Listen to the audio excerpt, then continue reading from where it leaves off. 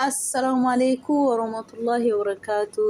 الشما هركفوني إندي ناتشو سلام ناتشو علاتشو إنديت قوياتشو أهلن مسقانا لله علاتشو جو جرتني فياك أبدني ناني في مليين ولي قلني جتورة ولي قلني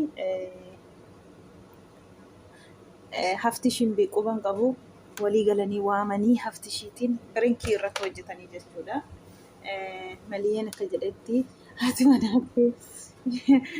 manaa hojii walitti nu buuste bakka ani hin barbaadu jedhe. Maali jechuun duraan dursatti ani bakka haati manaa kee walitti nu buuste haadha manaa koo wajjiniin jennaani daawwalii waamii jennaan. Isheen akkasiin gootu abadan jedhe hafti ishii jechuudha. Isheen odeessitu tidaarii nama jidduu galtu tidaarii nama jidduu hin galtu isheen akkasiillee hin beektu abadan isheen kana gochuu hin dandeessu jedhee hafti ishii moggutaa ture jechuudha.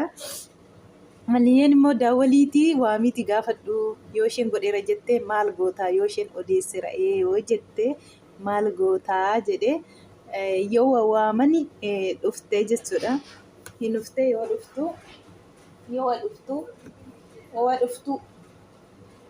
dhuftu hin gaafatamtee jechuudha. Jennaani inni immoo maal jedhee lakka ati dhuguma haasoftee jirtaa ani asiitii muggutaan jira dhuguma miti jedhee lakka dubbiin dhugumaanii jedhee hafti jechuudha. Dhuftee waan namatti hin tolle ayitii haaseera jedheeraa jette isheen jedheeraa jettennaan jireenya bultii namaa jidduu kan namaa keessa akkamiin galuu dandeesse amala akkasiillee ati eessaa fidde har'aa jedhe han duriin jirre amala duriin jirre sirratti argee jedhe. Akkasiin hafti ishee aaree wallaahi laazim hin aaree jarri lama walii galtee qabu jechuudha. Isaa boodarra ani lakka dhugumaan ani miti jedhee muggutaa ture oo jedhu aaree kootii kootii ofirraa baasee ittiin ishee dhahee jechuudha. Darbate kootiitti illee isaa booda bakka ishee waa tokko dubbattu hin dubbatiin ati jedha ati callisii waan tokko siin gashuu jedha hin dubbatiin jedha. Maliyyeen immoo bakka ani nan dhiisaa qalabatiillee barbaadu ofirraa baasee bakka manaatii wallollee jirra jedhee qalabatii kana ofirraa harkarraa baasee jechuudha. Wanni harkarraa baasu hin kadhate bakka waan jiru ana ta'us takaakkala wanta ta'eefi dhiisii jedhennaan didee Maliyyeen hin didee qalabatii harkarraa akkasitti baasee jechuudha. Achumaan gadi ofirra taa'ee wallaahi laazim dhugaa seemucaa miskiina wallaahi hafti ishee wallaahi. Achirraa waan jiruun as takaakkala wanta ta'eef dhiisennaan hin didennaan bakka anaanis kanaa booda nan argitu. Diddeetii annas takaakkala rakkina jiru nas takaakkala wanta ta'eef atiin ariifatiin dhiisi baqqaa jedhee akka kanaan kadhate jennaan Maliyyeen hin didee qalabatee harkarraa akkasitti wanni baasu gadi ofirra taa'ee takka miila qabata takka mataa qabata takkan taa'a takkan ka'a wallaahi laazim innaan dhiisi bakka haa murteessu maarree maaltu si gashiree jetti isheen immoo. Ocean akkasitti immoo dhiisin atiin dubbatiin siin jedhe bardeemisiin hin dubbatiin jedha isheetiin atiin dubbatiin jedha isheetiin ofii malee akka kana cannaqaa walanii wallaahi laazim booda irratti bakka kana booda yoo nan argitu waan jiru nan as takaakkala jennaan Maliyyeen gizee diduu kana booda nan argitu jedhee biraatii kutee jechuudha. Biraatii deeme kootii darbate dhugaa rabbi shurraabii bichaatiin ammallee kootii darbate gizee lama darbate kootii dhugaa rabbi jedhee iyyee wallaahi dhugaa see bakka maaliif jennaan ati akkam jechuudha iddoo yoomitiin jireenya namaa diidduun tidaarii eega dareef wal fuudhanii tidaarii jara lamaan jidduu akkamiin galtee maalajii gargar baastaa maaltu si gashee amala akkasiillee eessaa fiddee jedhee dura muggutaa wal isheen nama akkasii miti hin naasoftuun odeessitu isheen miti jennaan yoo ishee waamte isheen amante maal goota jedhee Maliyyeen illee jechuudha. Akka kanaan hafti isheen cannaqanii wallaahi dhugaasee himimmaan ija guute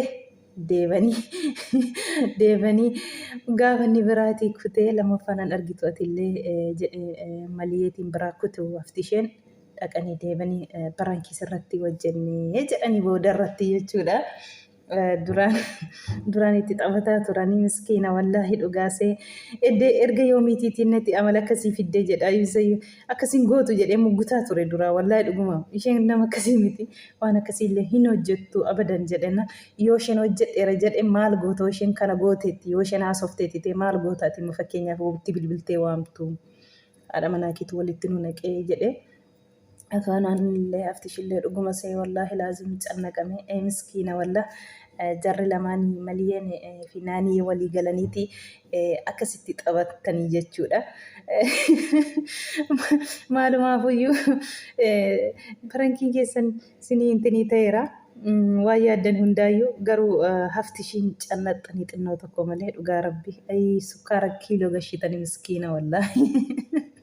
Hojii keessa nyaadhaa dhugaa rabbiiti. Waa booda irratti barankii wayi jedhamutti rarra'ee wallaahi dhuguman seene wallaahi alibutu amma ammatti qayyarame dhugaa rabbii amma ammatti gurraacha'e fuulli isaati dhugaa. Kanaatiin beeksisa keellee dubbisee wasaan jedhan dhugaa rabbi waan dubbatu wallaalee wallaahi jechi dhugumallee waan akka kanaa yoo yaaddanii dhugaa rabbi eengadda mishirraadha eengadda reefu wal fuudhu akkamiinati jidduu jaraa gorte akkamiin waan akkasii waan sin ilaashisne akkamiin haasofta maaliif dubbatte maayinneti dubbatte jedhee akkasiin cinqamaa ture jechuudha dhuguma see. Miskiina garuu injira miti nama jireenya tokko tokkotti dhugaa rabbii yoo maatii fi beeksisni wal dhabee jetteen gizee jidduu deemu namni waan wal dhabu kana hinuma jira. Haftish immoo amala dura eessaa fidde amala dura ishee irratti hin argine jedhee akkasiin cannaqame maalumaaf hojii keessa nyaadha akkasitti cannaxxan.